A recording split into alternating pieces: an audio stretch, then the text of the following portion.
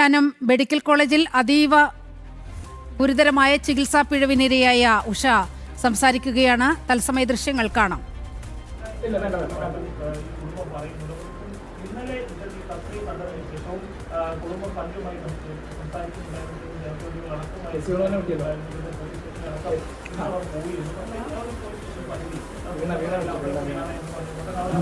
ഇപ്പോൾ കോഴിക്കോട്ടെ ഹർഷീന നമ്മോടൊപ്പം ചേരുകയാണ്. ഹർഷീന, താങ്കൾക്ക് സംഭവിച്ചതുപോലെയുള്ള ആ ചികിത്സാ പിഴവ് അതിനിരയായിരിക്കുകയാണ് ആലപ്പുഴ സ്വദേശിനിയായ ഉഷ എന്ന വീട്ടമ്മ.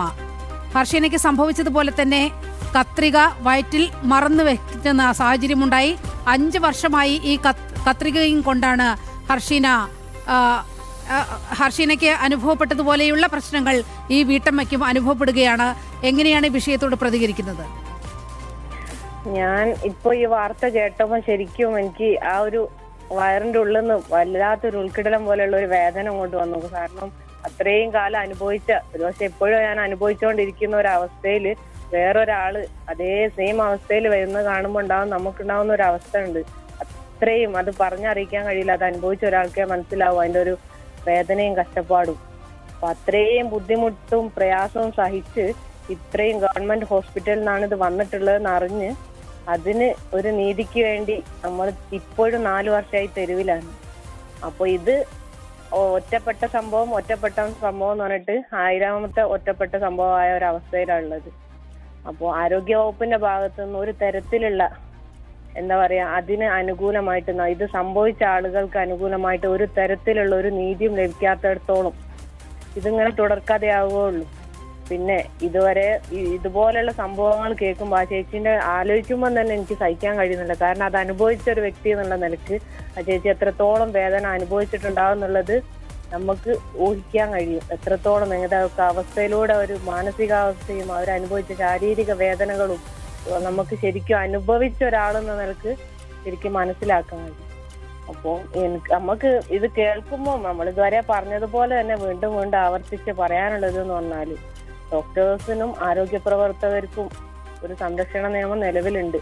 അതുപോലെ സാധാരണക്കാരായ ഇതുപോലെയുള്ള രോഗികൾക്ക് ഒരു സംരക്ഷണ നിയമം നിലവിൽ വന്നേ പറ്റൂ. ഹർഷീനയ്ക്ക് ഈ സംഭവം ഉണ്ടായപ്പോൾ ഹർഷീനയെ കുറ്റപ്പെടുത്താനാണ് ആരോഗ്യ വകുപ്പിന്റെ ഭാഗത്തു നിന്നൊക്കെ വലിയ നീക്കമുണ്ടായത്. ഒരു ഘട്ടത്തിൽ ആരോഗ്യമന്ത്രി പോലും കുറ്റപ്പെടുത്തുന്ന ഒരു അവസ്ഥയിലേക്കൊക്കെ കാര്യങ്ങൾ എത്തിയിരുന്നു.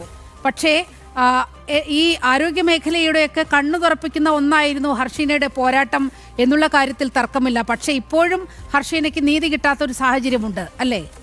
തീർച്ചയായും ഇങ്ങനെ ഒരു അവസ്ഥ ഇനി ഒരു ജീവനും ഉണ്ടാവരുത് എന്നുള്ള ഒരൊറ്റ ഉദ്ദേശത്തോടു കൂടി മാത്രം നമ്മളൊരു ശക്തമായി തെരുവിലേക്ക് പോലും ഇറങ്ങേണ്ടി വന്ന്. നമ്മളെ നീതി മാത്രല്ല, ഇനി ഒരാൾ ഈ വേദന അനുഭവിക്കാൻ പാടില്ല. കാരണം ആ വേദന അത്രയ്ക്ക് അധികമാണ്. ഇപ്പോ അനുഭവിച്ച ആ ഒരു ചേച്ചീനോടും ചോദിച്ചാൽ മനസ്സിലാവും. കാരണം അത്രയ്ക്ക് അധികമാണ്. ഇതുപോലുള്ള ഓരോ സംഭവങ്ങളും ഒറ്റപ്പെട്ട സംഭവങ്ങളായി മാറി മാറി പോകുമ്പോൾ ഞാൻ വിഴുങ്ങിയതാണ് കത്രിക എന്നുള്ള രൂപത്തിൽ വരെ പറഞ്ഞു. ഗവൺമെന്റിന്റെ ഭാഗത്തു നിന്ന് ആദ്യം കൂടെ ഉണ്ട് എന്ന് പറഞ്ഞു അവസാനം നമ്മൾ കത്രിക വിഴുങ്ങി അവർക്കെതിരെ എന്തോ സമരത്തിന് ഇറങ്ങിയതുപോലെ വരെയായി. എന്നിട്ടും ഇതുവരെ ഒരു തരത്തിലുള്ള നീതി അവർ നൽകാൻ തയ്യാറായതുമില്ല. അപ്പം എല്ലാം സിസ്റ്റത്തിനെ കുറ്റം പറഞ്ഞു, എല്ലാം സിസ്റ്റം തകരാറിലാണെന്ന് പറഞ്ഞ് അത് മാറ്റി നിർത്താനല്ലാതെ അതിനൊരു പരിഹാരം, തക്കതായ ഒരു പരിഹാരം കണ്ട് ഇതിന് ഇരയായവർക്ക് ഒരു ശാശ്വതമായ ഒരു പരിഹാരം നൽകാൻ ആരോഗ്യവകുപ്പിന്റെ ഭാഗത്തുനിന്ന് പല സംഭവങ്ങൾ, നമ്മൾ കത്രിക മാത്രമല്ലല്ലോ, പല സംഭവങ്ങളുണ്ടായി. ആരോഗ്യവകുപ്പിന്റെ ഭാഗത്തുനിന്നും ഗവൺമെന്റ് മെഡിക്കൽ കോളേജിന്റെ ഗവൺമെന്റ് ഹോസ്പിറ്റലുകളുടെ ഭാഗത്തുനിന്നുണ്ടായ പല തരത്തിലുള്ള പിഴവുകൾ, ഒരുപാട് ജീവനുകൾ ഇപ്പോഴും പല രൂപത്തിൽ കഷ്ടപ്പെടുന്നുണ്ട്. അവർക്കൊന്നും അത്രയും തെളിവുകൾ നിരത്തിയിട്ടും പോലീസ് തെളിയിച്ചു കഴിഞ്ഞിട്ട് കോടതിയിലെത്തിയിട്ടും മുന്നോട്ട് പോകാൻ ഗവൺമെന്റിന്റെ ഭാഗത്തു നിന്നുള്ള അവഗണന മൂലം അത് ആ ഒരു നീതിയിലേക്ക് എത്താത്ത രൂപത്തിൽ അങ്ങനെ തുടർക്കഥയായി പോവുകയാണ്. ആർക്കും നീതി കൊടുക്കരുത് എന്നുള്ള ഒരു ലക്ഷ്യത്തോടു കൂടിയാണോ ഗവൺമെന്റ് അല്ലെങ്കിൽ ആരോഗ്യവകുപ്പ് പ്രവർത്തിക്കുന്നത് നമുക്ക് തോന്നും. ഉടൻ ഒരു പ്രശ്നം വരുമ്പോൾക്ക് സമഗ്രമായ അന്വേഷണം, റിപ്പോർട്ട് ഉടൻ വരട്ടെ, ഉടൻ പരിഹാരം. ഈ 3 ഡയലോഗ് മാത്രമേ ആരോഗ്യമന്ത്രിന്റെ ഭാഗത്തു നിന്ന് നമ്മൾ അന്ന് തൊട്ട് ഇതുവരെ ഓരോ കാര്യങ്ങളിലും കേൾക്കുന്നുള്ളൂ. പരിഹാരം എന്ന് പറഞ്ഞ ഒരു സംഭവത്തിലേക്ക് ഇതുവരെ ഒരാളുടേതും നമ്മൾ എത്തിയത് കാണുന്നില്ല. അപ്പൊ ഇങ്ങനൊരു വേദന ഏത് തരത്തിലാണെങ്കിലും ഒരു മെഡിക്കൽ നെഗ്ലിജൻസിന്റെ ഭാഗമായിട്ട് ഒരു മനുഷ്യൻ ഇങ്ങനെ ഒരു ദുരനുഭവം ഉണ്ടാവരുത് എന്നുള്ള ലക്ഷ്യത്തിലാണ് ഇത്രയും വലിയ പോരാട്ടത്തിലേക്ക് നമ്മൾ ഇറങ്ങിയിട്ടുള്ളത്. നമ്മളെ കൂടെ ഒരുപാട് മനുഷ്യർ ഇറങ്ങിയിട്ടുള്ളത്. ഇതിനൊക്കെ ഒരു എന്താ പറയാ ഒരു പരിഹാരം ഉണ്ടാവണം, സംരക്ഷണ നിയമം ഉണ്ടാവണം, രോഗികൾക്ക് സംരക്ഷണ നിയമം വന്നേ പറ്റൂ. കാരണം അല്ലാതെ ഇങ്ങനെ സംഭവിക്കുമ്പോൾ ആരിതിനൊരു മറുപടി പറയും? ഇത് അനുഭവിക്കുന്നവർക്ക് എന്ത് പരിഹാരം ഇവർ കൊടുക്കുന്നത് എന്നുള്ളതാണ്. ഇത് അനുഭവിച്ചു ജീവിതം മുഴുവൻ നശിച്ചു കഴിഞ്ഞിട്ട് ഇനി ഇവർ പരിഹാരം കൊടുക്കുന്നുമില്ല, അവരെ ജീവനും ജീവിതവും നശിച്ചു പോകുന്ന ഒരവസ്ഥയിലേക്കാണ്.